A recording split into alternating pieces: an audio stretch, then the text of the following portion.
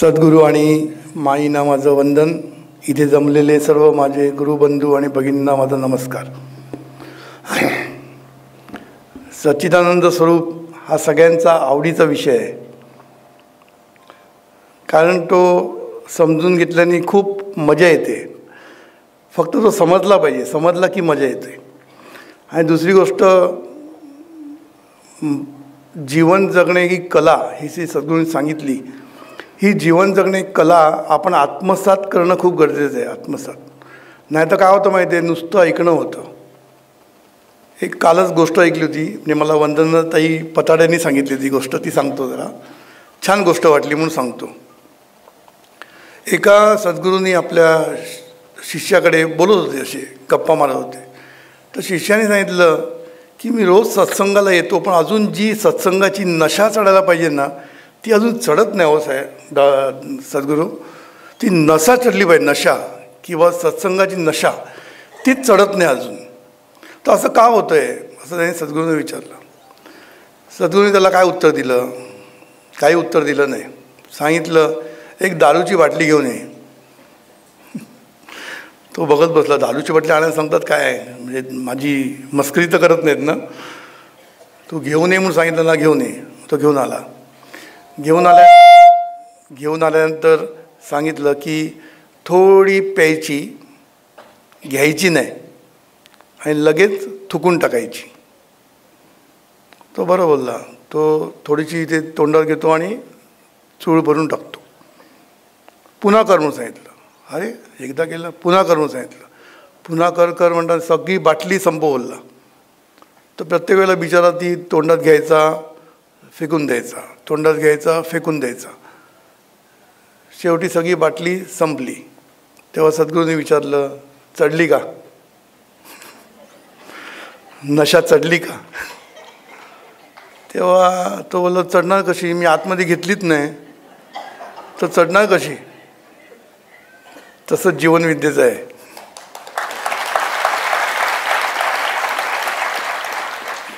किती नुसती तोंडात काय म्हणतात त्याला, बोलण्यामध्ये ह्याच्यामध्ये जर ठेवली पण ती आतमध्ये नाही गेली तर नशा चढणार नाही आणि कला आत्मसात होणार नाही. म्हणून एक गोष्ट महत्त्वाची आहे की जरी जाणीव नेणीव हे सगळ्या गोष्टी थोड्या कठीण वाटल्या, पण त्याची जे ॲप्लिकेशन मी सांगतो ना, ते खूप महत्त्वाचे आहेत. शब्द जरा आपल्याला ते कठीण जातात आपल्याला, पण ते खरं त्याचे ॲप्लिकेशन्स खूप महत्त्वाचे आहेत. कारण सद्गुरूंनी काय सांगितलं, जाणीव हेच जीवन आहे. बघा आता जीवन जर जाणीव असेल आणि जाणीवेबद्दल आपल्याला काहीच माहीत नसेल तर जीवन जगणार कसे हो आपण? म्हणजे काय, हेच जीवन आहे. जीवनाचं मूळ कूळ सगळं काही आहे ते जाणीव आहे. मग आता ही जाणीव समजून घेणं खूप गरजेचं आहे. आता काय झालं माहिती आहे, आपल्याकडे जाणीव आहे, ही जाणीव आपण वापरतो आहे, ही जाणीवच आपल्या संपूर्ण अंगातून वाहते आहे, सगळीकडे वाहते. सगळं आपल्याला माहीतच नाही आहे, पण ते सगळं चाललेलं आहे, ते थांबलेलं नाही कुठेच. आपण जरी विचार नाही केला जाणीवेचा, ते जाणीव आपलं काम चालू आहे. जाणीव आपला विचार करते बरोबर. म्हणून जाणीव जर आपल्या जीवनाचं मूळ असेल तर ते समजून घेणं हे खरं म्हणजे खूप महत्त्वाचं आहे. आता मागच्या वेळेला मी सांगितलं की जाणीव म्हणजे काय, जाणणं. साधी गोष्ट आहे. जाणीव म्हटलं की आपल्याला खूप मोठं वाटतं. जाणीव म्हणजे जाणणं, जी जाणते ती जाणीव. आणि आपण आयुष्यभर जाणत असतो आणि काय करतो आपण, दुसरं काहीच करत नाही. ह्याला पाहिलं जाणलं, त्याला पाहिलं जाणलं, एक पिक्चर बघितला जाणला, सगळं जाणतच असतो आपण. तरी आपल्याकडे जाणीव आहे याची आपल्याला जाणीव नाही. हा मोठा प्रॉब्लेम आहे. म्हणून मी मागच्या वेळेला सांगितलं की जाणीवेच्या माणसाचं माणूसपण, सद्गुरूंचं वाक्य आहे, माणसाचं माणूसपण हे जाणीवेच्या कक्षा रुंदावण्यात आणि विकसित होण्यामध्ये आहे. आता हे वाक्य खूप कठीण वाटतं, बरोबर आहे, पण ही जी रुंदावणं आहे ना, हे आपोआप होत असतं खरं म्हणजे. त्याच्यासाठी आपल्याला काय मुद्दाम काय करायला लागत नाही. जाणीवेच्या कक्षा कमी अधिक प्रमाणात रुंदावत असतात प्रत्येकाच्या. कारण तुम्ही जन्माला आल्यानंतर तुम्हाला नॉलेज मिळतच असतं.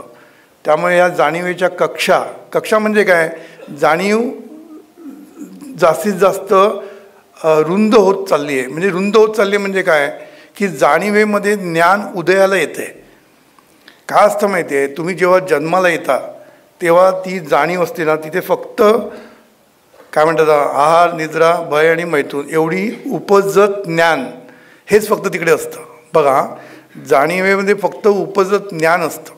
आणि सद्गुरूंनी क्लिअर केलं आहे की ज्ञान हे जाणीवेत उदयाला येतं, पण ज्ञान म्हणजे जाणीव नाही, हे लक्षात ठेवायचं. जाणीवेमध्ये ज्ञान उदयाला येतं. उदयाला येतं म्हणजे काय, तुम्ही जेवढं जाणायला लागता तेवढं तुम्हाला ज्ञान मिळायला लागतं. खरं म्हणजे हे ज्ञान सगळं आतमध्येच असतं. खरं हे ज्ञान म्हणजे आत्मज्ञानपासून ते सगळं त्या सर्वव्यापी आणि सर्वज्ञानी त्या परमेश्वरामध्येच असतं, म्हणजे आपल्या आतमध्येच असतं खरं. पण आपण काय म्हटलं, विसर पडला. आता विसर कशाचा पडला, सगळ्याचाच विसर पडला. आपल्याला त्या ज्ञानाचा विसर पडला, आपल्याला त्या आनंदाचा विसर पडला, आपल्याला त्या शक्तीचा विसर पडला, आपल्याला सगळ्याच विसर पडला. विसर पडला म्हणून आता आपण पुन्हा घ्यायला सुरुवात केली. आणि जे येतं ते आतूनच येत असतं. खरं म्हणजे आतूनच ज्ञान उदयाला येतं, पण ते बाहेरून आपण गोळा करत असतो. लक्षात ठेवायचं, काही गोष्टी बाहेरून गोळा करतो आपण, ती गोष्ट वेगळी, पण खरं ज्ञान हे आतूनच उदयाला येत असतं. म्हणून हे जे ज्ञान आपण जेव्हा म्हणतो ना, तेव्हा पहिल्यांदा जे असतं ते उपजत ज्ञान, म्हणजे आहार निद्रा भय आणि मैथून हे ज्ञान उपजत आहे आपल्याकडे, ते प्रत्येकामध्ये असतंच. त्याच्यानंतर जाणीवेच्या कक्षा रुंदावणं, म्हणजे ज्ञान जेवढं बाहेरून घेता येईल, इन्फॉर्मेशन जेवढी घेता येईल तेवढी आपण घेतली पाहिजे. कारण ज्ञान म्हणजे जास्त करून इन्फॉर्मेशनच असते, असं काय ते बेसिक ज्ञान कुठे नसतं. आपण सगळं शिकत असतो बाहेरून, आणि मग ते शिक्षणातून अनुभवातून आपण घेतो. म्हणून त्या ज्ञानाला सद्गुरूंनी नावं दिलीत. पहिलं काय म्हटलं आहे, अज्ञान. उपजत ज्ञान झालं की अज्ञान म्हटलेलं आहे. अज्ञान हे ज्ञान आहे म्हटलं सद्गुरूंनी. अज्ञान हे पण ज्ञानच आहे. म्हणजे काय, कारण आपण अज्ञानी आहोत हे पण काही लोकांना कळत नाही. म्हणजे काहीतरी आहे ना तिथे, अज्ञान आहे हे पण आपल्याला कळत नाही. अशी काही लोक असतात की आपण अज्ञानी आहोत, त्यांना कळत नाही. काही लोकांना चांगलं कळतं की बाबा मी अज्ञानी आहे, मला शिकायचं आहे. समजलं ना. त्यामुळे दोन टाईपचे लोक असतात. आता ॲप्लिकेशन, अज्ञानी माणूस जास्त अहंकारी असतो असं सद्गुरू म्हणतात. कारण का, ज्याला अज्ञानी आहोत हे माहीत नाही, जो आपल्याला अज्ञानी समजत नाही, तो अहंकारी असतो.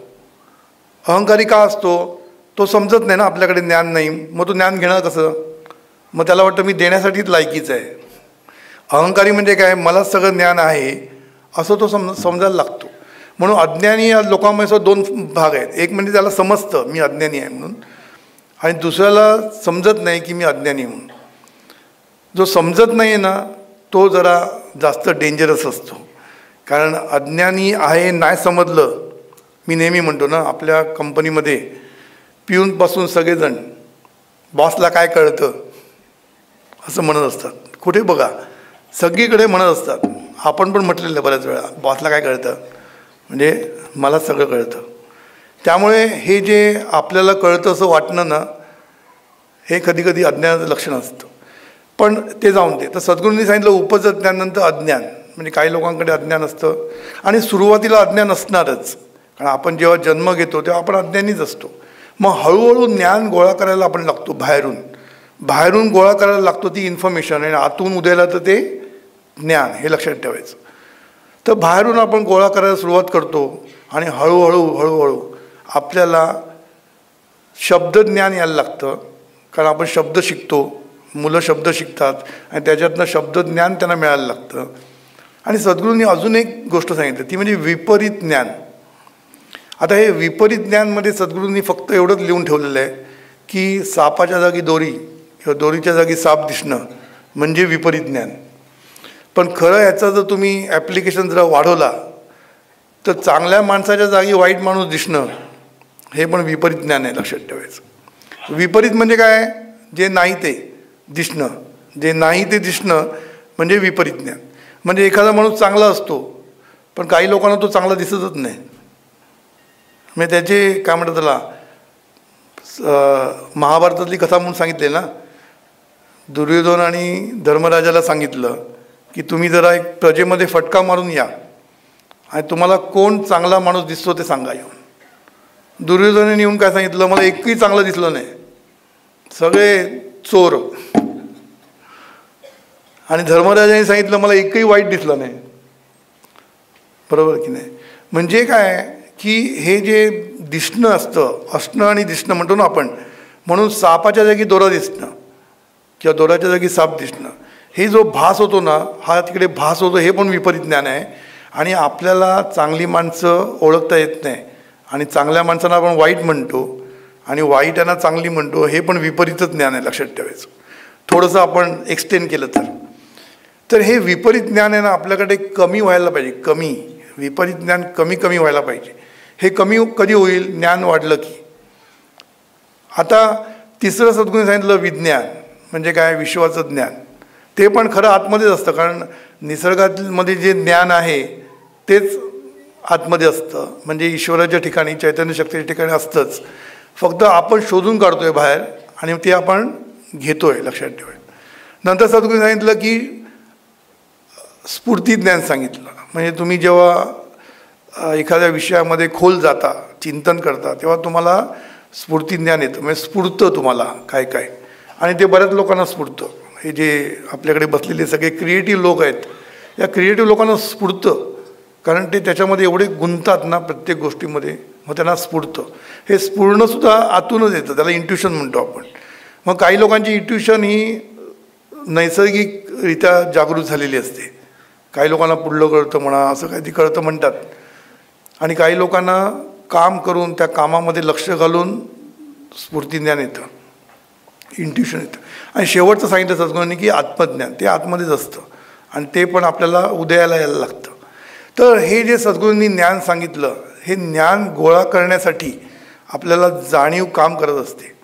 आणि म्हणून मी जे वाक्य सद्गुरूंचं मी सांगितलं की जाणीवेच्या कक्षा रुंदावणं म्हणजे ज्ञान घेत घेत आपण ज्ञानी होणं. थोडक्यात जाणीवेच्या कक्षा रुंदावणं म्हणजे जाणीवेमध्ये ज्ञान गोळा करणं सगळं, आणि जाणीव विकसित करणं म्हणजे त्याचा विकास करणं, हे आहे. म्हणून दोन्ही बाजूनी जाणीव वाहत असते खरं म्हणजे. पण आपल्याला मी काल म्हटलं की जाणीव, मागच्या वेळेला म्हटलं की जाणीव फेकायची आणि खेचायची. आता खेचणं हे सर्वांना जमत नाही, त्याच्यासाठी तुम्हाला साधना लागते. पण फेकणं हे चालूच असतं. जाणीव फेकणं किंवा जाणीव बाहेर जगाकडे जाणं हे आपोआप होतं, त्याच्यासाठी तुम्हाला काय करायला लागत नाही, कारण मन ते करत असतं. जाणीव मन रूपाने जगाकडे वाहतच असते, कारण ती बहिर्मुखच असते. त्यामुळे त्याच्यासाठी वेगळं काय करायला लागत नाही. पण जाणीव जर आपल्याला स्वरूपाकडे खेचायची असेल तर त्याच्यासाठी सद्गुरू लागतात. आणि आता ही जाणीव जी बाहेर चाललेली आहे, म्हणजे बघा जाणीव दोन्हीकडे आपण जाऊ शकतो. एक म्हणजे बाहेर जगाकडे आणि एक स्वरूपाकडे. स्वरूपाकडे नेण्यासाठी तुम्हाला काहीतरी कष्ट आहेत, साधना आहे, मार्गदर्शन लागतं. पण जगाकडे जाण्यासाठी काय लागत नाही, ती आपोआप जात असते. आपोआप जाते हे पण आपल्याला माहिती नाही आहे, विस्तारच चाललेली आहे हे आपल्याला माहीतच नाही. मग त्याच्यावर सुद्धा कंट्रोल आणणं गरजेचं आहे असं सद्गुरू म्हणतात. म्हणजे दोन्ही ठिकाणी जाणीवेचं वाहन आहे ना, हे आपल्या हातात पाहिजे, हातात कंट्रोलमध्ये पाहिजे. म्हणून सद्गुरूंनी शब्द वापरला आहे की जाणीव ही जेव्हा आपल्या स्वाधीन असते तेव्हा आपली भरभराट होते, आणि जाणीवेच्या आपण जेव्हा अधीन असतो तेव्हा आपलं जीवन भरकटत जातं. आता या वाक्याचा अर्थ नीट समजून घ्यायला पाहिजे. आपण म्हणजे कोण हा प्रश्न पहिला पडतो. जाणीवेला आपल्या अधीन किंवा आपल्या स्वाधीन जाणीव व्हायला पाहिजे, किंवा जाणीवेच्या अधीन आपण होतो. आता आपण म्हणजे काय हा एक मोठा प्रश्न असतो, कारण या अध्यात्मामध्ये सगळं आहे ती जाणीवच असल्यामुळे या सगळ्यामध्ये खूप गोंधळ होत असतो आपल्याला. म्हणून आपणच आपल्या जाणीवेला आपल्या स्वाधीन करायचं, म्हणजे हा आपण कोण हे पहिलं कळलं पाहिजे. हे आपणच नाही कळलं तर पुढलं गेलं. म्हणून सद्गुरूंनी काय सांगितलं, हे आपण जे म्हणतो ना ते कसं की हे जे व्यक्तिमत्व तयार झालेलं आहे आपलं, एक प्रल्हाद पै हे जे व्यक्तिमत्व झालं आहे ह्यालाच आपण म्हणतात. आणि व्यक्तिमत्व कसं तयार झालं आहे ते आपण बघितलं. चैतन्य शक्तीपासून ते कसं कसं खाली खाली येत जातं आणि शेवटी आपलं एक व्यक्तिमत्व तयार होतं. म्हणजे होतं ते तत्त्व वेगळं आणि आता व्यक्तिमत्व वेगळं झालेलं आहे. म्हणून चैतन्य शक्तीच्या रूपामध्ये जी जाणीव होती, चैतन्य शक्तीमध्ये जी जाणीव होती ती पण आपणच. त्याच्यानंतर चैतन्य शक्ती उपाधी धारण करण्याच्या प्रोसेसमध्ये येते तेव्हा ती चैतन्य शक्ती पण आपणच. जी उपाधी धारण करते ती पण आपणच. उपाधी धारण केल्यानंतर त्याला त्या जाणीवेला नाव देतात ती पण आपणच. आणि नाव दिल्यानंतर पुढे आणखीन संस्कार जे होतात ते जी जाणीव घेते ती जाणीव पण आपणच. म्हणजे एक लक्षात ठेवायचं की हे सर्व मिळून आपण हा नावाचा माणूस तयार होतो. आपण. आणि ह्या आपणाला सगळं करायचं आहे, दुसऱ्या कोणाला करायचं नाही. बाहेरून कोणी काय करू शकत नाही. ही जी आपण आहे ना, आपण म्हणजे जाणीवच. पण ती जाणीव कशी आहे? चैतन्य शक्ती प्लस दिस प्लस दिस प्लस दिस करत करत एक व्यक्तिमत्व तयार झालेलं आहे. ही जाणीव जेव्हा आपण म्हणतो की आपल्या जाणीवेच्या अधीन झालो आहे, म्हणजे काय की ह्या आपल्याला म्हणजे या व्यक्तिमत्वाला आपण जाणीव कशी वापरतोय याचीच जाण नाही. समजलं ना? म्हणजे साध्या शब्दात जर सांगितलं आहे की आपण जे विचार करतो ते कुठले करतो, काय करतो याच्याबद्दल आपल्याला काहीही माहीत नसतं. कारण विचार करणारी जाणीवच आहे, लक्षात ठेवायचं. म्हणून जाणीवेच्या अधीन आपण आहोत. म्हणजे काय की ही जाणीव मन रूपाची नांदते आहे, ती मन रूपाने काय धमाकूळ घालते, धुमाकूळ घालते याची आपल्याला जाण पण नाही. म्हणजे आपण काय विचार करतो याच्यावर आपला कंट्रोलच नाही आहे. विचार आपल्याकडे येत असतात. ते कसे येतात? संस्कारामधून येत असतात. त्यामुळे विचार आपल्याकडे येतच राहतात आणि आपला त्याच्यावर कंट्रोल नाही. म्हणून प्रॉब्लेम आहे, समजा लक्षात ठेवा. कारण काय, निगेटिव्ह विचार जास्त येतात. कोणीतरी असं संशोधन केलेलं आहे की 60,000 विचार येतात, त्याच्यातले 95% तेच असतात. म्हणजे काल जे विचार केले तेच आज करतो आपण. आज केले ते उद्या करत असतो, नवीन काही विचार नसतात. त्यामुळे काय आपल्याला फ्युचरमध्ये काय अपेक्षा आहे आणि पास्टमध्ये काय प्रॉब्लेम झाले ते माहीत असतं. त्यामुळे त्याच्यावर आपलं चालू असतं चिंतन, विचार त्याच्यावर चालू असतं. म्हणून ह्याच्या अधीन आपण झालेलो आहे. म्हणजे ते विचार किंवा जाणीव कशी वाहते आहे, कशी विस्तारित होते आहे आपल्याला काहीही माहीत नाही. मग त्याच्यावर कंट्रोल केला पाहिजे आपल्याला. म्हणजे काय केलं पाहिजे? म्हणजे जाणीव कशी वाहते इथे आपलं लक्ष पाहिजे. म्हणून मागच्या वेळेला मी सांगितलं की जाणीव आपले रंग बदलत असते, तर या रंगावर आपलं लक्ष पाहिजे. कसे रंग बदलते तिथे आपलं लक्ष पाहिजे. म्हणून सद्गुरूंनी काय सांगितलं? जाणीव कशी वाहते? पहिल्यांदा असणारी स्फुरते. या दोन गोष्टी मी बाजूला ठेवतो, परत सांगत नाही. का आहे म्हणून ती स्फुरते म्हणून पुढलं सगळं होतं. आता ती स्फुरते कशी मी सांगितलं? मी प्रल्हाद म्हणून स्फुरते. हे पहिलं लक्षात ठेवायचं. जाणीवेची आपल्याकडे जे स्फुरण सतत चाललेलं आहे ते स्फुरण मी प्रल्हाद ह्याच्यामध्ये स्फुरण आहे. म्हणजे हा जो मी म्हणणारा जो आहे तो मी प्रल्हादच म्हणत असतो, दुसरं काही म्हणत नसतो. म्हणून हे जे स्फुरणातूनच मग काय होतं? पाहणं होतं. मग त्याच्यासाठी सद्गुरूंनी काय सांगितलं की जाणीव पहिली व्यापते आणि मग पाहते, असं सांगितलं. म्हणजे जाणीवेला पहिलं व्यापायला लागतं, त्याशिवाय ती पाहू शकत नाही. व्यापणं म्हणजे ऑक्युपाय करणं. आता मी इथे ह्याला बघितलं तर पहिलं मी त्याला व्यापायला लागतं आणि मग तो मला दिसतो. व्यापल्यावर तो दिसतो म्हणून आपण पाहतो, हे लक्षात ठेवा. आणि जाणीव व्यापते म्हणजे काय? जाणीवेचा प्रकाश त्याला व्यापतो. कारण प्रकाशाशिवाय दिसत नाही आपल्याला. काळोख जर असेल ना, खूप सगळीकडे खूप काळोख आहे तर आपल्याला कोण दिसत नाही. पण लाईट पडला की आपल्याला दिसतं, बरोबर? तसं इकडे आहे. हा जो जाणीव जेव्हा व्यापते, कोणालाही म्हणा, आता मी ह्याला व्यापलं तर जाणीव ह्याला व्यापते म्हणजे जाणीवेचा प्रकाश ह्याच्यावर जातो आणि त्या प्रकाशामध्ये तो मला दिसतो म्हणून मी पाहतो, हे लक्षात ठेवायचं. म्हणून मी जाणीवेनी त्याला पाहिलं, पण पहिल्यांदा व्यापलं. आता जिथे व्यापीन तिथेच दिसणार मला. मी इथे व्यापलं तर मला इकडे दिसणार नाही, किंवा इथे व्यापलं तर इथे दिसणार नाही मला, लक्षात ठेवायचं. कारण जिथे व्यापतो तिथेच दिसतं. म्हणून आपल्या ज्या कक्षा आहेत व्यापनाच्या तिकडेच आपल्याला दिसणार आहे. म्हणून व्याप्त काय? जाणीव सतत दोनच गोष्टी व्याप्त असं सद्गुरू सांगतात, विचार आणि आकार. ह्या दोनच गोष्टी सतत व्यापत असतो. तो शांत बसूच शकत नाही.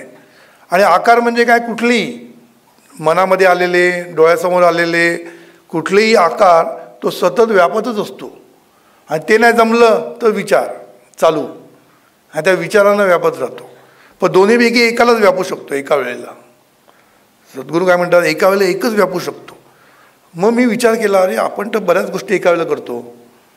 आता आपण मेडिटेशनला बसलो की आपल्याला कुठले कुठले आवाज पण ऐकू येतात. किती प्रयत्न केला तरी कानात जातात आवाज ना. तेव्हा मला प्रश्न पडला, असं कसं जाणीव एका वेळेला एकच कसं व्यापतं. मग त्याचं उत्तर मिळालं. विचार केला की उत्तर मिळतं. कॉम्प्युटरकडे बघायचं, कॉम्प्युटरसुद्धा एका वेळेला एकच काम करत असतो. तुम्हाला माहीत आहे ना, बरोबर ना. कॉम्प्युटर एका वेळेला एकच प्रोसेसिंग करत असतो, पण तो इतका फास्ट करतो की आपल्याला वाटतं तो सगळं एका वेळेला करतोय. कळलं ना. तो एका वेळेला सगळं करत असतो असं वाटतं आपल्याला, पण खरं तो इतका फास्ट असतो, इतका फास्ट असतो म्हणजे नॅनो सेकंद पण कमी आहेत, इतके ते फास्ट तो ॲक्सेस करत असतो प्रत्येक गोष्टीला. आणि आपल्याला वाटतं की तो कॉम्प्युटर सगळं एका वेळेला करतो, आणि हा कॉम्प्युटर त्याच्यापेक्षा बाप आहे. हा किती गोष्टी एका वेळेला करतो असं आपल्याला वाटतं, पण तो प्रत्येक वेळेला एकाला पकडतो तेव्हा दुसऱ्याला सोडतो, दुसऱ्याला पकडतो तेव्हा पहिल्याला सोडतो. हे लक्षात ठेवायचं.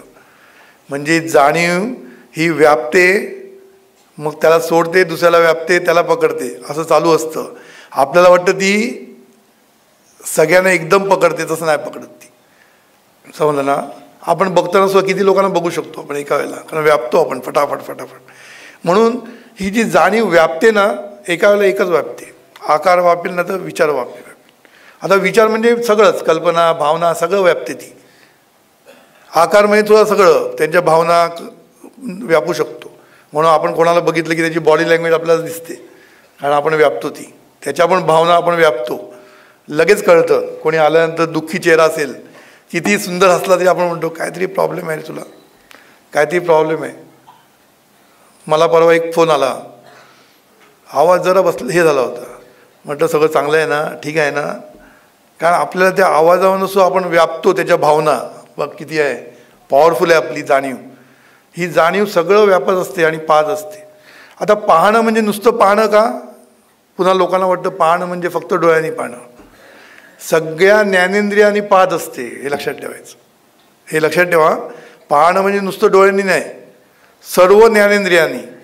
कानानी ऐकणं म्हणजे सुद्धा पाहणंच, स्पर्शाने स्पर्श करणं म्हणजे सुद्धा पाहणंच, नाकाने सुगंध घेणं ते पण पाहणंच, आणि जिभेने चव घेणं हे सुद्धा पाहणं. हे लक्षात ठेवा. म्हणजे खरं म्हणजे हे पाहणंच असतं. पाहणं म्हणजे लक्ष देणं. तुम्ही जर कानावर किती गोंधळ चालू असेल आणि तुमचं लक्ष नसेल, बघा लक्ष शब्द वापरतो आपण, तर आपल्याला ऐकूच येत नाही ना ते, बरोबर की नाही.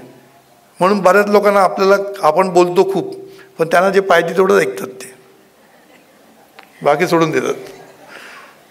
ही पण एक कला आहे, ऐकायचंच नाही जास्त, सोडून द्यायचं त्याला. आणि कधी कंटाळ पण येतो ना, किती बोलतात, त्यातलं बद्दल झिस्ट घ्यायचं असतं, बाकी सोडून द्यायचं असतं. तर सांगायचा मुद्दा काय की आपण सर्व ज्ञानेंद्रियांनी पाहतच असतो, हे लक्षात ठेवायचं. म्हणून पाहणं हे जे आपण घेतलेलं आहे, किंवा द्रष्टा, किंवा आपण जे द्रष्टा म्हणतो, पाहणारा जे म्हणतो, तर ते पाहणारा म्हणजे सर्वांगाने पाहणारा, म्हणजे सर्व ज्ञानेंद्रियांनी पाहणारा. म्हणून आपण आहे ना, ऐकणं हे पण लक्ष देण्याचं काही लक्षात ठेवायचं. पण आपल्याला ऐकताना आपण नीट ऐकत नसतो, आणि ऐकतो ते पण चुकीचं ऐकत असतो. एक गंमत सांगतो मी तुम्हाला, कळेल कसे आपण ऐकतो. एक नवरा आपल्या बायकोला सांगायला लागला, अगं उद्या तयारी करा, आई वडील येणार आहेत. तिने लगेच रिप्लाय काय दिला, परवाच तर येऊन गेले, आता परत काय. अगं माझे नाही, तुझे येणार आहेत. अय्या बरेच दिवसात नाही आले, येऊ दे, हा येऊ दे येऊ दे. म्हणजे ऐकण्याचं कसं ऐकावं हे पण प्रॉब्लेम असतो सगळ्यांचा. धड ऐकतच नसतात कोणी, किंवा ऐकणं आणि मग जाणणं आपण शिकवतो ना. आता पाहणं म्हटल्यानंतर मग पाहिल्यानंतर जाणतो, आता हे जाणायचं कसं याला खूप महत्त्व आहे पुन्हा. आता तिने पहिलं काय जाणलं, किटकिट सासू सासरे येत असं वाटते पुन्हा, म्हणजे असं जाणलं तिने. म्हणजे जाणायचं कसं हे जीवन जगण्याची कला म्हणतात. म्हणजे हे सगळं आपण शिकतो कशाला, हे 7 रंग कशाला शिकतोय आपण, की व्यापायचं कसं, जाणायचं कसं, पाहायचं कसं, चिंतन कसं करायचं आणि करायचं कसं आणि भोगायचं कसं, हे जे सगळं आहे ना, हे जाणीव करतच असते आपल्याला, न कळत करतच असते. पण ती कळत केली, त्याच्यावर जर आपला कंट्रोल आला, आपलं लक्ष प्रत्येक स्टेपला जर असेल, तर आपण ते रंग चांगली जीवनामध्ये रंगच आणू शकेल ते रंग. पण आता काय झालं माहिती आहे, असणाऱ्यापासून ते करणाऱ्या भोगणाऱ्यापर्यंत जाणीव फाट फाट फाट फाट काम करत असते, आपल्याला कळतच नाही. मी नेहमी एक उदाहरण देतो. आंबा, एका बंगल्याच्या बाहेर आंबा आलेला असतो खाली, आपण तिकडून चाललेलो असतो. पहिला व्यापला त्या आंब्याला, व्यापल्यानंतर पाहिला आंबा आहे, जाणलं चांगला पिकलेला आंबा आहे आणि मस्त खाली आलेला आहे. नंतर काय चिंतन करतो, काढलं तर कोण बघणार आहे, काढूया एक, तोडूया आणि जाऊया पुढे, म्हणून तो विचार चिंतन करतो, म्हणजे ध्याता होतो आणि मग तो करता होतो, म्हणजे काढतो. आता तो वाटच बघत असतो बाजूचा बंगला, कधी हात लावतो, लपून बसलेला असतो का, त्याला माहीत असतं जे काढतात ते. तो काठी घेऊन त्याला मारतो, म्हणजे भोगतो. कळलं? म्हणजे काय, हे सगळं त्याचं एका मिनिटात होतं. त्याला कुठे माहिती आहे आपण व्यापलं, आपण पाहिलं, आपण जाणलं, आपण चिंतन केलं, हे काही त्याला कळत नसतं. तो एकदम धाड धाड धाड डिसिजन घेतो आणि हे सगळं फास्ट होत असतं. आता हे जे फास्ट होतं आहे ना, हे फास्ट होता कामा नये. प्रत्येक स्टेपला आपल्याला जाणायचं कसं, चिंतन बरोबर करतोय की नाही आपण, ह्याच्यावर लक्ष पाहिजे. जे करतो त्याच्यावर लक्ष पाहिजे आणि जे भोगतो त्याच्यावर पण लक्ष पाहिजे. म्हणून हे जाणीवीचे रंग जे आहेत ना, हे रंग जाणीव उधळतच असते. म्हणून म्हणतो ना आपण आपले रंग उधळत असतो. पण ते उधळताना ते रंग, प्रत्येक जाणीवीची स्टेप आपल्याला कंट्रोलमध्ये आली पाहिजे आपल्या. म्हणजेच काय, पाहायचं काय हे महत्त्वाचं आहे. पाहायचं काय, नंतर जाणायचं कसं, ह्याला महत्त्व आहे. कारण आपण पाहतच असतो, जाणणं चुकीचं असतं. आपलं जाणणं चुकीचं हाच एक मोठा प्रश्नचिन्ह आहे आपल्याकडे आयुष्यामध्ये. कारण सामंजस्य सद्गुरूंनी जे सांगितलं ते तिकडे जाण्याच्या ठिकाणी येतं. मला सद्गुरूंची मजा वाटते, मी सगळीकडे कुठे फिट बसत असतं. कसं बघा, आता पाहणं ही दृष्टी आहे म्हणून सांगितलं, म्हणजे समता. कसं पाहायचं लगेच सांगितलं पुढे. पाहणं म्हणजे दृष्टी, आणि दृष्टी कशी पाहिजे, उत्तर सद्गुरूंचं लगेच समता, बरोबर की नाही. नंतर काय सांगितलं, जाणायचं कसं, सामंजस्य, समजून घेऊन जाणं. सामंजस्य पाहिजे, मी समजून घ्या लोकांना, त्याशिवाय तुम्हाला जाणता येणार नाही. कोणालाच, माणसाला पण जाणता येणार नाही किंवा कुठल्याही गोष्टीला जाणता येणार नाही. म्हणून जाणायचं कसं, सामंजस्याने. म्हणून सद्गुरूंनी तिथे सगळं दिलेलं आहे. समता, सभ्यता, जाणायचं कसं ते पण दिलेलं आहे. सभ्यता कुठे येते, पाहायचं कुठे, याला महत्त्व आहे. पाहायचं कुठे. आता जाणायचं कसं, याला सामंजस्य सगळं नाव दिलेलं आहे. की समंजसपणे म्हणजे काय, समजून घेणं दुसऱ्याला. आपण दुसऱ्यांना समजूनच घेत नाही, हा मोठा प्रॉब्लेम आहे. तुम्ही जेवढं समजून घ्याल ना, तेवढं तुम्हाला उमजायला लागेल, लक्षात ठेवा. आणि खरा माणूस म्हणजे विपरीत ज्ञान का होतं, समजून न घेतल्यामुळे होतं. सगळ्याचा एकमेकांशी संबंध आहे बघा. विपरीत ज्ञान का वाटतं, का समजून नाही घेतलं. प्रत्येकाला समजून घ्यायचं पाहिजे आपण, तरच आपण ते नीट जाणू शकतो. लक्षात ठेवा, जाणणं हे आपलं नीट कधी होईल, समजून घेतलं तर. नंतर पुढे काय सांगितलं आहे, चिंतन करणं आणि मग करणं. ह्याच्यामध्ये एक स्टेप आहे. चिंतन करणं म्हणजे त्याच्यावर विचार करणं, निर्णय घेणं, कल्पना करणं, भावना करणं, सगळं त्या ध्यातामध्ये येतं. म्हणजे हे जे आपण चिंतन करतो, ही करण्याच्या अगोदरची स्टेप आहे.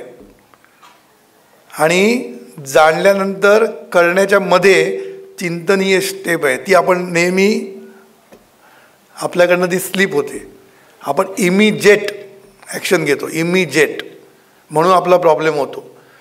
कोणी नुसतं बोलेपर्यंत आपण एक त्याच्या श्रीमुखात होतो आणि मग विचारतो काय झालं सांग. पहिलं ॲक्शन आणि मग चिंतन, म्हणजे बरोबर जाणीवेच्या म्हणजे उलटं झालेलं आहे. म्हणून हे रंग आहेत ना, याला खूप महत्त्व आहे. म्हणून प्रत्येक कृती करताना सहिष्णुता शब्द आला तिथे, सहिष्णुता. सहनशक्ती म्हणजे काय?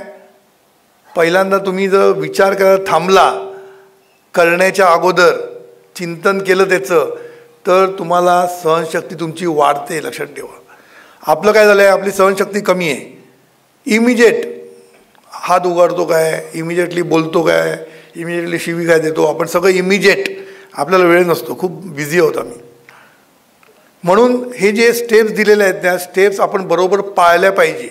म्हणून चिंतन, डिसिजन बरोबर व्हायला पाहिजे. डिसिजन कसं? समजून घेऊन. म्हणून हे सगळ्या जाणीवेच्या स्टेप्स आहेत ना, वेगळ्या करता आल्या पाहिजे. आपल्याला वेगळ्या करता आल्या म्हणजे त्या करूनच पुढे जायला पाहिजे आपलं. ह्या जर स्टेप्स चुकल्या तर माणसाची प्रॉब्लेम निर्माण होणार. लक्षात ठेवायचं. म्हणून मागे मी मागच्या वेळेला म्हटलं होतं, काही माणसं विचार करतात, कृतीच करत नाहीत, ध्यातामध्येच राहतात, कर्त्यामध्ये पोचतच नाहीत. आणि काही लोक ध्याता सोडूनच देतात आणि एकदम करता, विचार न करता ॲक्शन. म्हणून हे जे सद्गुरूंनी 7 रंग दाखवलेत ना आपल्याला, हे रंग फक्त चघळण्यासाठी नाही आहे. ह्या प्रत्येकामध्ये सद्गुरूंनी आपल्याला कला शिकवलेली आहे, कला प्रत्येकाच्यामध्ये. म्हणून मी झालं सहनशक्ती म्हणजे काय? सहन कोण करतो? जो चिंतन करतो, थांबतो, त्याला सहनशक्तीच नाही. म्हणजे काय? इमिजिएट करतो तो काम, इमिजिएट चिडतो, इमिजिएट ॲक्शन घेतो, इमिजिएट मारतो. म्हणजे तिथे सहनशक्ती कमी पडते, कारण ध्याता ही स्टेप कमी पडते. ध्याता ही स्टेप कमी पडल्यामुळे सहनशक्ती कमी, हे लक्षात ठेवायचं. आणि मग करतानंतर भोगता काय आलंच, जे केलं ते भोगायलाच पाहिजे. चॉईस इज युअर्स सगळं सांगितलं. म्हणून करताना विचार कर, करताना विचार कर, हे कर्म दुष्कर्म आहे की सत्कर्म आहे, विचार कर पहिल्यांदा.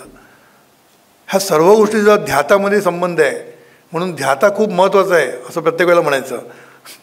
पाहणं पण महत्त्वाचं आहे, ध्याता पण महत्त्वाचं आहे. कारण ध्याता हा तुम्हाला चिंतन करायला लावतो, विचार करायला लावतो, डिसिजन घ्यायला मदत करतो. हे सगळं जर तुम्ही न करता पुढलं जर करता केलं तर मग दुष्कर्माचं फळ हे लगेच भोगायलाच पाहिजे. मग काय तिथे उपयोग नाही. मग किती बोंब मारली ते काय फायदा नाही. म्हणून करताच्या अगोदर ध्याता स्टेप दिलेली आहे सद्गुरूंनी आपल्याला. तर ध्याता म्हणजे चिंतन केल्याशिवाय पुढलं करूच नकोस, घाई करू नकोस. कुठल्याही गोष्टीला घाई उपयोग नाही.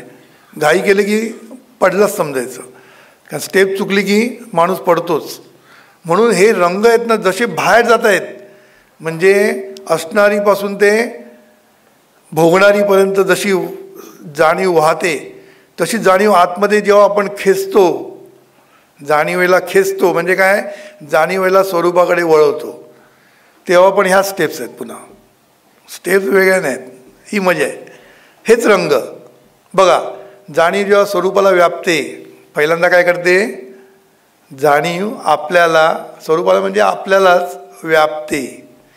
आता ती दिव्यसाधना सोडून द्या, पण ते दिव्यसाधनेची प्रोसेस सांगितली, ती पहिली आपल्या दिव्याला स्वरूपाला व्यापते. बघितलं, व्यापते शब्द आला. व्यापल्यानंतर पाहते, पाहिल्यानंतर पुढे काय, पुढे काय, जाणते. जाणते की ही जाणीव स्वरूप आहे माझं, हे जाणते. जाणल्यानंतर पुन्हा पुन्हा चिंतन म्हणजे काय, तिथे विचारांचं चिंतन चालतं. तो विचार पुन्हा पुन्हा आपण घोळवतो, तो त्याच्यावर विचार करतो.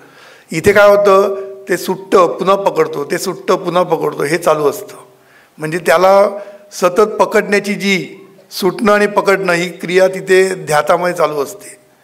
कारण ते चिंतन चालू, चिंतन म्हणजे काय, आपण तिथून सटकतो, पुन्हा तिकडे पकडतो, हे चालू असतं. म्हणजे इथे विचारांचं चिंतन चालू असतं, तिकडे पकडण्याचं चालू असतं काम. आणि त्याच्यानंतर करता म्हणजे काय, कृती म्हणजे स्थिर होणं. करता म्हणजे स्थिर होणं, हे लक्षात ठेवायचं. आणि मग भोगता म्हणजे मुक्तीचा सोहळा भोगला. म्हणजे ही जाणीव आतमध्ये पण अशीच वाहत जाते, समजलं ना. पण ह्याच्यासाठी अगोदर निवांत व्हायला पाहिजे. म्हणून सद्गुरूंनी सांगितलं की तुम्हाला आतमध्ये जर जाणीव जर आतमध्ये खेचायची असेल तर पहिली स्टेप म्हणजे निवांत होणं, हा सद्गुरूंनी सांगितलं. म्हणजे काय, मन रूपाने जाणीव विस्तारत जाते आणि विकसित होत जाते ह्या साईडने. आता विकसित कशी होते ते आपण नंतर बघू. तो विकास नीट होतो की भकास आहे ते नंतर बघू आपण. पण एका साईडनी ती विस्तारित होत जाते जाणीव आणि विकसित होत जाते, आणि एका साईडनी ती आकुंचित होत जाते म्हणजे सूक्ष्म होत जाते.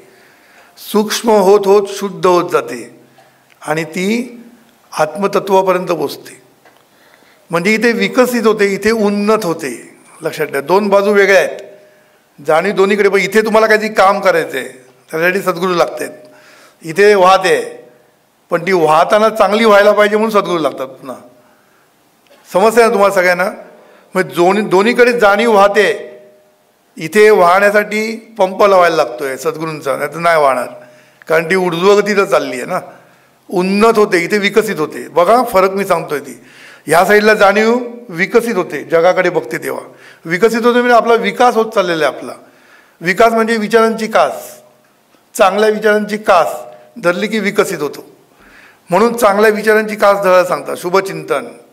म्हणून विकसित होतं म्हणजे काय? चांगल्या विचारांची कास धरणं म्हणजे विकसित होणं. आणि जाणीव कक्षा रुंदावणं म्हणजे काय? रुंदावणं म्हणजे काय? ज्ञान जेवढं गोळा करता येईल तेवढं गोळा केलं पाहिजे, कारण ज्ञानानेच माणूस मोठा होतो. लक्षात ठेवा, त्याच्याशी होत नाही. अज्ञानी माणूस कधीच मोठा होऊ शकत नाही. आणि इथे काय होतं? इथे सद्गुरू सांगितलं पहिलं निवांत. म्हणजे मन आहे ना, हे जाणीव जेव्हा जगाकडे जाते तेव्हा त्याला मन म्हणतात. साधी गोष्ट आहे, हे सगळ्यांना माहिती आहे, बरोबर? सद्गुरूंनी डेफिनेशन केली आहे की जाणीव जगाकडे बहिर्मुख असते तेव्हा त्याला मन म्हणतात, आणि ती पुन्हा मुळाकडे आली की ती पुन्हा जाणीव होते, त्याला मन म्हणत नाही आपण. मग मुळाकडे यायचं म्हणजे निवांत होणं. कारण मन हे निवांत होणं म्हणजे मनाला मारून टाकणं. साधी गोष्ट आहे. किल द माइंड म्हटलं सद्गुरूंनी. पहिलं म्हटलं स्टील द माइंड, आणि मग किल द माइंड म्हटलं. मग स्टील द माइंड म्हणजे मन मुळाकडे आणून स्थिर कर पहिल्यांदा. आता स्थिर केल्यानंतर काय होतं? निवांत होतो माणूस. निवांत होतो म्हणजे काय? विचाररहित अवस्था, वृत्तीरहित अवस्था म्हणजे निवांत. आता ह्या निवांत अवस्थेमध्ये एक खूप मजा आहे. ह्या निवांत अवस्थेमध्येच खूप लोकांना आनंद मिळतो आणि लोकांना वाटतं की आपल्याला सगळं समजलं आहे. कितीतरी मी बाकीच्या ऑर्गनायझेशनचं ऐकतो ना, तेव्हा मला कळतो की त्यांना निवांत होण्यामध्ये जी मजा वाटते ना, तोच त्यांना तो आनंद वाटतो. विचाररहित अवस्था जेव्हा निवांत होतो तेव्हा मजा असतेच, ती काय सांगायला नको. खूप मजा असते, कारण निवांत ना, कटकटत नाही ना कसली. पण ते स्टील माइंड म्हणजे काय? ब्लिस नाही. लक्षात ठेवायचं, still mind is a peace, not a bliss. मग ते निवांत झाल्यानंतर काय होतं? एक गोष्ट घडते. त्या निवांतच्या वेळेला आपल्याला जगाची जाणीव नसते, आपल्या शरीराची जाणीव नसते, आणि बहुतेक वेळा आपल्याला स्वतःची पण जाणीव नसते, स्वतःच्या जाणीवेची पण जाणीव नसते, स्वरूपाची जाणीव नसते. अशा वेळेला काय होतं? म्हणजेच एक्झिस्टन्सची जाणीव नसते. बघा मी 3 गोष्टी सांगतो. एक म्हणजे आपल्या अस्तित्वाची जाणीव नसते, जगाच्या अस्तित्वाची जाणीव नसते, आणि शरीराच्या अस्तित्वाची पण जाणीव नसते. अशी बहुतेक सगळ्यांची परिस्थिती होते. आणि मग त्यावेळेला त्याला निर्भान अवस्था म्हटले. निर्भान म्हणजे भान नाही. कसलं भान नाही? शरीराचं भान नाही, कारण निवांत झालं असं, निवृत्त झाल्यामुळे शरीराचं भान नसतं. नंतर जगाचं भान नाही, कारण निवृत्त झालेलं आपण. आणि स्वतःचं म्हणजे जाणीवेचं, स्वतःचं अस्तित्वाचं पण भान नाही. अशा वेळेला तिन्ही भान नसल्यामुळे तो निर्भान अवस्थेत जातो आणि मग त्याला झोप लागते. कारण निवृत्त अवस्था म्हणजे झोपेची अवस्था. लक्षात ठेवायची, निवृत्त अवस्थेमध्ये जर आपल्या प्रेझेन्सचं, एक्झिस्टन्सचा जर कंट्रोल घेता नाही आला त्या जाणीवेला, तर ती जाणीव निद्रा अवस्थेत जाणार. कळलं ना? म्हणजे काय? तेव्हा त्याला आपल्या एक्झिस्टन्सला पकडता आलं पाहिजे. तिथे सद्गुरू लागतात. नाहीतर काय, झोपतात सगळे असे बसतात ना, असे झोपतात. लगेच कळतं आपल्याला काय करता येत ते. ते एक मजा असते ना, झोपलेलं लपून ठेवता येत नाही. किती लपवायचा प्रयत्न केला तरी मला पकडतात. कधी कधी मी असा थकलेला असतो ना, तर मी डोळे मिटून बसतो. मला शांतता पाहिजे असते, मी डोळे मिटून बसतो, ध्यानाला बसलेलो नसतो. तर डोळे मिटून बसल्यानंतर मध्ये असं होतं, मग कळतं त्याला की हा ऐकत नाही, हा झोपलेला आहे. ही एक मजा असते. म्हणून निर्भान अवस्थेमध्ये माणूस भान गेलं एकदा की माणूस झोपेला जातो. म्हणून बहुतेक लोक ह्या साधनेमध्ये जाताना झोपायला जातात, झोपतात तिकडल्या तिकडे. समजलं ना? मग अशा वेळेला सद्गुरू आपल्याला लागतात मार्गदर्शन करायला, की तो एक्झिस्टन्स आहे, जो अस्तित्व आहे, त्या अस्तित्वाचं भान तेवढंच घ्यायचं आहे तेव्हा आपल्याला. तेव्हा जगाचं भान नकोच, शरीराचं भान नकोच आहे आपल्याला, फक्त आपल्या अस्तित्वाचं भान राहिलं पाहिजे. मग त्याच्यासाठी सद्गुरू तुम्हाला लागतात. परोक्ष ज्ञान म्हणजे तेच. आणि सद्गुरू आपले एवढे, म्हणजे मी मागे एकदा म्हटलं होतं, परोक्ष ज्ञान काय आणि अपरोक्ष ज्ञान काय. खरं म्हणजे दोन्हीमधलं अंतर सद्गुरूंनी एवढं कमी करून ठेवलं आहे आपल्यासाठी, की नुसतं अशी एक उडी मारली तरी आपण तिथे पोचतो. फक्त उडी मारवायला सद्गुरू ठेवलेलं आहे, कारण ते तुम्हालाच मारायची आहे, मग ते सद्गुरू मारू शकत नाही. पण सद्गुरूंनी परोक्ष ज्ञान, बाकीचे परोक्ष ज्ञान दिल्यानंतर तुम्हाला खूप अभ्यासाने करायला लागतो आणि स्वतःचं चिंतन करायला लागतं स्वतः. पण सद्गुरूंचं परोक्ष ज्ञान ते इतकं जवळ त्याने आणून ठेवलं आहे की ते अपरोक्ष ज्ञानाची जी ज्योत पेटायला पाहिजे किंवा ती जागृती व्हायला पाहिजे त्याच्यामध्ये, आणि परोक्ष ज्ञानामध्ये खूप लहान आहे. म्हणजे सद्गुरू जवळजवळ तुम्हाला पोचवतात तिथपर्यंत, पण नंतर तुला उडी मारली पाहिजे, मी नाही मारू शकत असं सांगतात. म्हणून सद्गुरू असले ना तरच तुम्हाला त्या एक्झिस्टन्सचा भान येतं. आणि एक्झिस्टन्सचं भान पकडायला सुरुवात केली म्हणजे जाणीवेनी स्वतःच्या जाणीवेला पाहायला सुरुवात केली. हे महत्त्वाचं आहे. आपल्याला काय वाटतं, चित्तनी सतचं पाहायचं, म्हणजे चित्त कोणतरी वेगळं, सत म्हणजे वेगळं. लोकांची अशी गैरसमज आहे. मग काहीला उलटं बोलतात, सतनी चित्तला पाहायचं, कारण पाठ केलेलं असतं ना. दिव्य साधना म्हणजे काय, सतनी चित्तला पाहिजे. मग काही म्हणतात चित्तनी सतला पाहायचं. आणि कोणी कोणाला पाहायचं नाही, प्रत्येकाने आपल्यालाच पाहायचं आहे. चित्त म्हणजे जाणीव आहे, तिने आपल्यालाच पाहायचं आहे, कारण ती सत आहे ना. मी मागे सांगितलं, जाणीव हेच रूप आहे, जाणीवेशिवाय काहीच नाही आहे आपल्याकडे. सगळीकडे आहे ती जाणीवच, आणि तिनेच स्वतःला जाणायचं आहे. म्हणजे आपल्या अस्तित्वाचं, म्हणजे सतचं, स्वतःच्या सतचं भान घ्यायचं आहे, म्हणजे स्वतःला जाणायचं आहे, म्हणजे स्वतःला पाहायचं आहे, म्हणजे स्वतःला व्यापायचं आहे. आता इथे व्यापायचं म्हणजे कसं काय, पाहायचं म्हणजे कसं, हे सगळं सद्गुरू शिकवणार. मी फक्त तुम्हाला प्रवास सांगतोय, हा प्रवास आहे. म्हणून जाणीवेच्या कक्षा रुंदावण आहे, तिथे पण प्रपंचाच्या मागे लागतो आपण. मग तिथे सद्गुरू सांगितलं, जाणीवेवर लक्ष ठेव, जाणीवेवर लक्ष ठेव. आणि इथे काय सांगितलं, इथे पण जाणीवेला निवृत्त करत करत जो अलक्ष्य आहे त्याला लक्षात घे. अलक्ष्याला लक्षात घ्यायला इथे सांगितलंय, आणि इथे जाणीवेवर लक्ष ठेवायला सांगितलं. म्हणजे सद्गुरू तुम्हाला दोन्ही ठिकाणी का घेऊन जात आहेत, कारण सद्गुरूंना नुसती विरक्ती नको आहे, हे लक्षात ठेवा. मी सद्गुरूंना एकदा विचारलं होतं की विरक्तीमधनं कंटाळा येणार ना, असलं तरी नाही, नसलं झालं मग काय करायचं काय आयुष्यामध्ये. आत्ता मी स्वप्नील परडकरच्या गाडीत बसलो होतो. मी म्हटलं, खरं सांगा, जाणीवेचा आनंद हा की हा आनंद चांगला आहे. नवीन गाडी घेतली आहे स्वप्नीलनी. मी म्हटलं, खरं सांग, हा आनंद मजा येते ना जास्त, तो कोणाला पाहिजे, आतला आनंद, स्वानंद कोणाला पाहिजे, हा आनंद जास्त मजा आहे. तर सांगायचा मतलब काय, दोन्ही पाहिजे ना. मग सद्गुरू काय म्हणतात की विरक्ती आहे ना, ही खरं तृप्तीतनं आली पाहिजे असं आहे सद्गुरूंनी. मला नीट समजावून सांगितलं, म्हणून तुम्हाला सांगतो की ती तृप्तीतनं विरक्ती येते. तिचा अर्थ पण सद्गुरू सांगितलं की असलं तर चालेल, नसलं तर चालेल. पण सद्गुरू काय म्हणतात माहिती आहे, विरक्तीमधनं तृप्ती येते, तृप्तीमधनं विरक्ती येते, आणि ही तृप्तीची व्याप्ती वाढवणं हे खरं काम आहे आपलं. म्हणजे काय, तृप्तीची व्याप्ती वाढवणं म्हणजे आपण तृप्त झालोय ना, सर्वांना तृप्त करण्यासाठी आनंद वाटायचा. म्हणून तृप्त झालो, मी तेच फक्त करत बसणार. सद्गुरू म्हणतात ते सतत करायची गरज नसते, ते तुमच्याकडे असतं, तो तुमचा स्थायी भाव होतो. नंतर तुम्हाला काही भान घ्यायला लागत नाही, अनुसंधान सतत. जसं आईचं मुलाकडे, तसं तिचं अनुसंधान सतत. मग तुला काय करायचं आहे, ही जी तृप्ती आहे ना, कारण तृप्त झाल्यानंतर आनंद माझ्याचकडे आहे, आता करायचं काय, हा येतो वाटायचं, साधी गोष्ट आहे ना. म्हणून सद्गुरू आनंद वाटायला जास्त महत्त्व देतात. सद्गुरू म्हणतात इथे तृप्त तू मध्ये मध्ये हो, म्हणून जाणीव मध्ये मध्ये खेच. एकदा सद्गुरूकडनं सगळं शिकलं, हां, मध्येच खेचायची जाणीव, आणि मध्येच आपण जाणीवेला पाहायला शिकायचं, आनंद होतो. परत आपल्या कामाला लागायचं, कारण ती तरतरी येते ना, ती तरतरी उपयोगी पडते नंतर, तरातर चालायला नंतर, हो की नाही. म्हणून हे सद्गुरूंनी शिकवलेलं का करायचं. म्हणून मी नेहमी म्हणतो की तुम्ही एकदम साक्षात्काराच्या गोष्टी करू नका पहिल्यांदा. पहिल्यांदा ती तृप्ती काय ती त्याला अनुभवायला तर शिका, आनंद काय येतो. आणि तो सद्गुरूंनी शिकवल्याप्रमाणे जर केलं ना, 1 सेकंद 2 सेकंद 3 सेकंद 4 सेकंद जेवढं वाढवून वाढतं तेवढा वेळ तुम्ही करून बघा.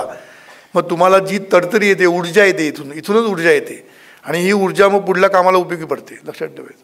म्हणून सद्गुरू म्हणतात प्रपंच करा, पण मध्येच जाणीवेचं भान घ्या, जाणीवेला जाणा. ही जेव्हा तुम्ही तरतरी म्हणतात ना त्याला, उत्साह ऊर्जा, हे सगळं तुम्हाला तिथून मिळेल. आयडियाज मिळतील, काय काय मिळतील. म्हणून आपण थकलेलो असलेलो ना की जरा असं बसून, म्हणजे पहिलं शिकायला पाहिजे. ते शिकण्यासाठी दिव्य साधना कोर्सला यायला पाहिजे तुम्हाला तिकडे, आणि सगळं सांगितलेलं केलं पाहिजे. आपल्याला एकदम डायरेक्ट पाहिजे आकाशमार्ग ना, त्यामुळे प्रॉब्लेम आहे जरा. तर सांगायचा मतलब काय आहे की जाणीव खेचायची म्हणजे काय करायचं मी तुम्हाला सांगितलं. खेचून नेऊन तिथे स्थिर करायची. आपल्याला स्थिर केली की तिथूनच आपल्याला आनंदाचा काय म्हणतात वर्षाव झरा व्हायला लागेल. तो आनंद घेऊन, ती तृप्ती घेऊन, ती तरतरी घेऊन जाणीवेचा प्रवास बाहेर पण चालू ठेवायचा. प्रपंच सुखाचा करायचा. प्रपंच कसा करायचा? आनंद वाटत वाटत, ते पण सांगितलं. कारण इथे तुम्हाला मिळालेलं आहे सगळं, तुम्हाला आनंदाचा अनुभव मिळालेला आहे. आता तुम्हाला कळलेलं आहे की सुख इथेच आहे, ते काय नाही ते. म्हणजे ते करायचं असं नाही, ते करायचं, पण ते करताना आनंद वाटत वाटत, प्रत्येक गोष्ट आनंद वाटत वाटत. आणि ते करता येणं शक्य आहे. पाहायचं कसं मी सांगितलं मगाशी, आपण व्यापतो आणि पाहतो. पाहायचं कसं, ह्याच्यामध्ये आनंद वाटणं आहे. पाहायचं कसं? प्रेमाने. प्रेमाने पाहिलं म्हणजे आनंद वाटला. चिडून पाहिलं, द्वेषाने तिरस्काराने पाहिलं म्हणजे आनंद वाटला नाही. असं पाहायचं नाही, असं सगळं म्हणतात.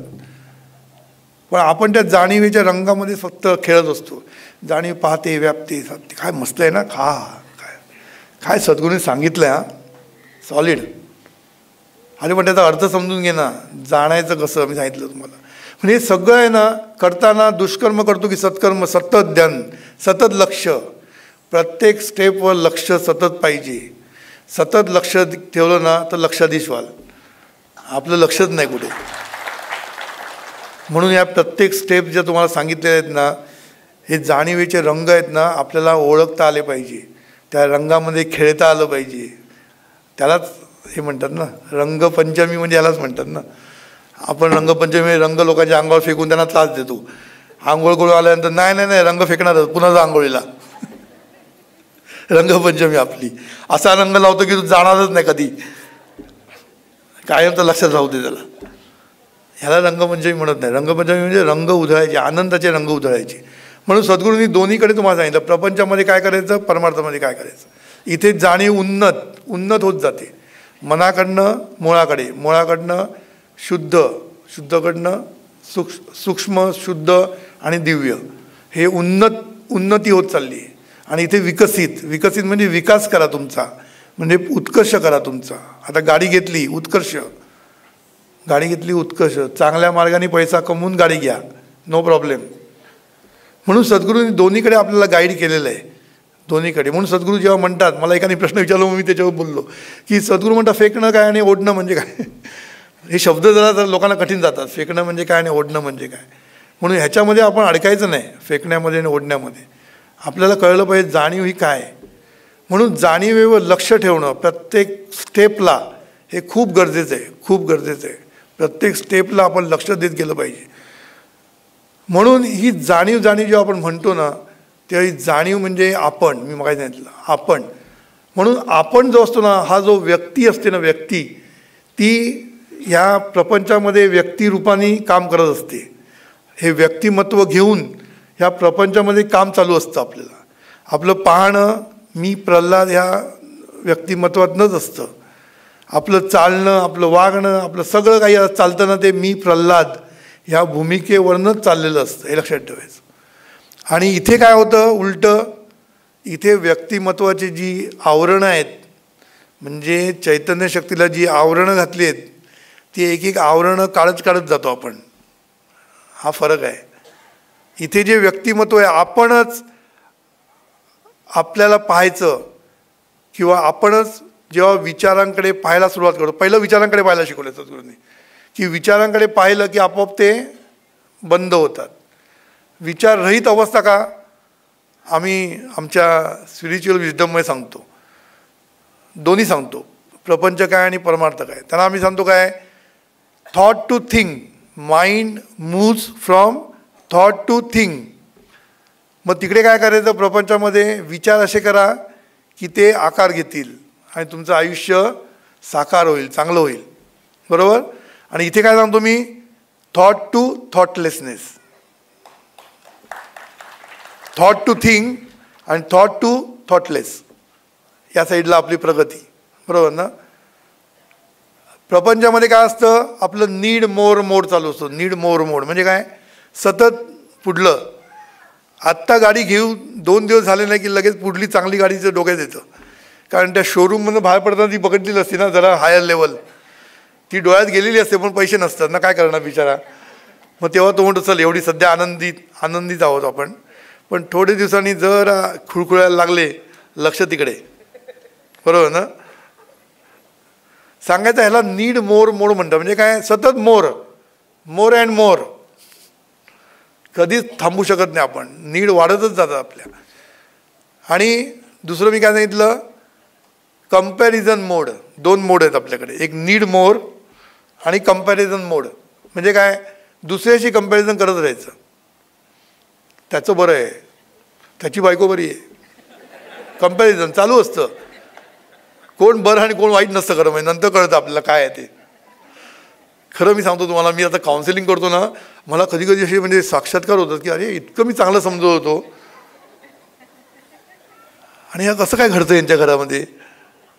खरं सांगतो ना तुम्हाला, म्हणजे बाहेरून इतकं चांगलं दिसतं ना की कोणालाही संशय येणार नाही की आतमध्ये काय चाललं आहे.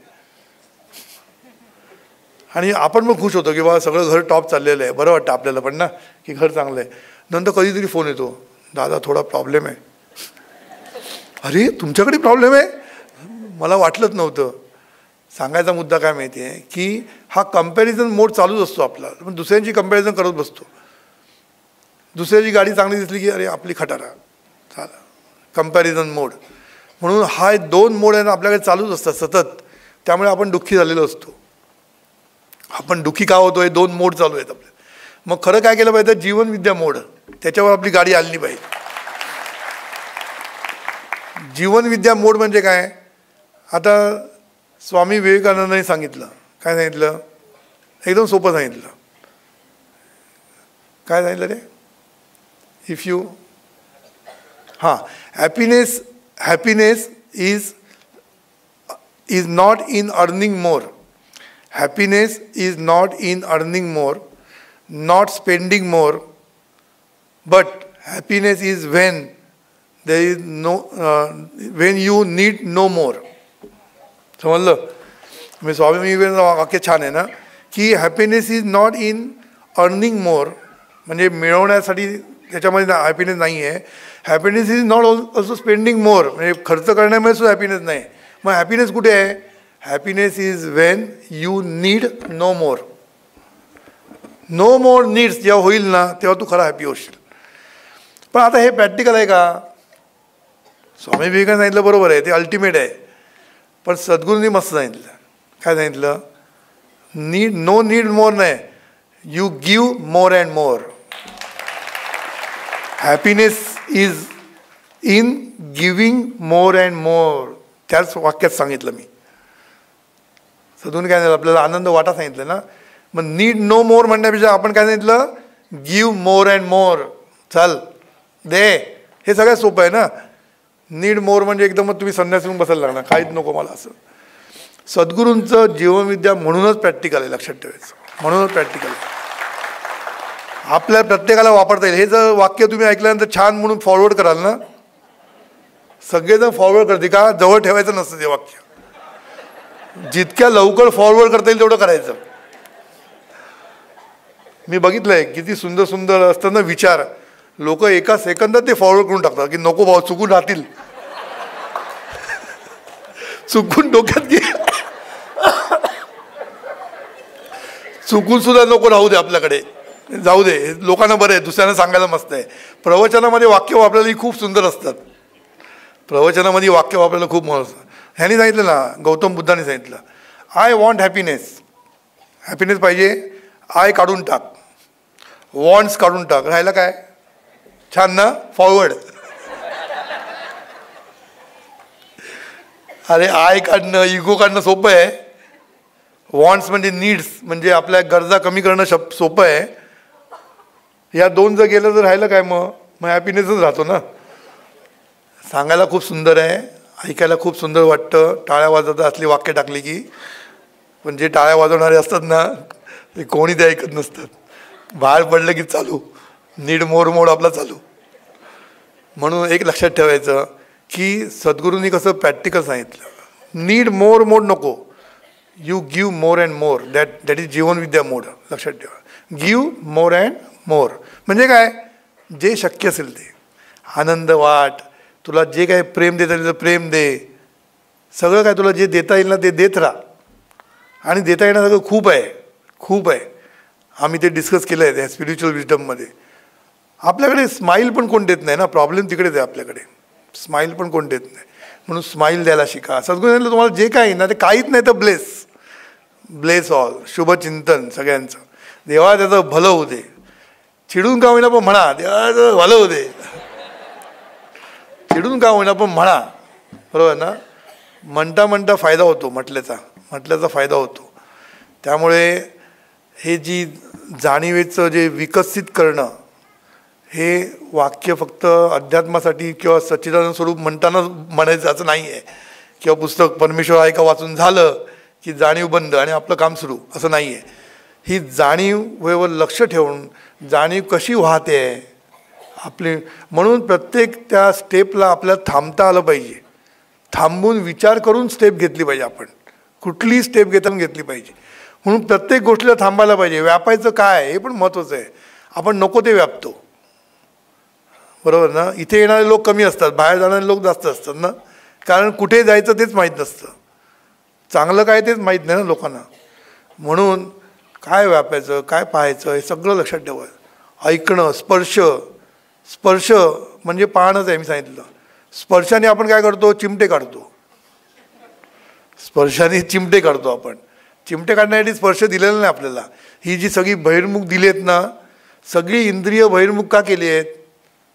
आपल्याला वाटतं सगळं मिळवण्यासाठी, नाही, मिळवण्यासाठी दिल्याचं, आनंदाचं वाटप करण्यासाठी दिलेलं आहे. लक्षात ठेवायचं. सगळी बघा, सगळी इंद्रिय आपल्याला वाटप करण्यासाठी आहे. म्हणून त्याला म्हणतात, सद्गुरूंनी म्हटलं की आनंदाचा स्वाद घेण्यासाठी. बघा, दोन गोष्टीसाठी दिलेले आहेत, स्वाद घेण्यासाठी आणि देण्यासाठी. स्वाद घेता येत नाही कारण विसर पडला आहे, साधी गोष्ट आहे. आनंदाचा विसर पडल्यामुळे स्वाद घेताच येत नाही आपल्याला, कारण सद्गुरू सांगितलं पाहणं हे आनंद कळतच नाही आपल्याला. कळलं की नाही? पाहणं हा आनंद आहे, कळतच नाही आपल्याला. त्यामुळे तो स्वाद मिळतच नाही आपल्याला, कारण तो स्वाद आहे तिथे, पण आपल्याला घाण एवढी आजूबाजूला, त्या घाणीमध्ये तो वास येत नाही आपल्याला. कळलं ना. आणि बहिर्मुख कशासाठी दिले की आनंदाचं वाटप कर. हात कशासाठी दिले? देण्यासाठी. लोकांना जवळ घेऊन कुरवाळण्यासाठी हात दिलेले. आपण हात देतो जोरदार देण्यासाठी. म्हणजे स्पर्शाचं आपल्याला महत्त्व नाही, म्हणजे चवीचं महत्त्व नाही आपल्याला, कशाचंच महत्त्व नसतं आपल्याला.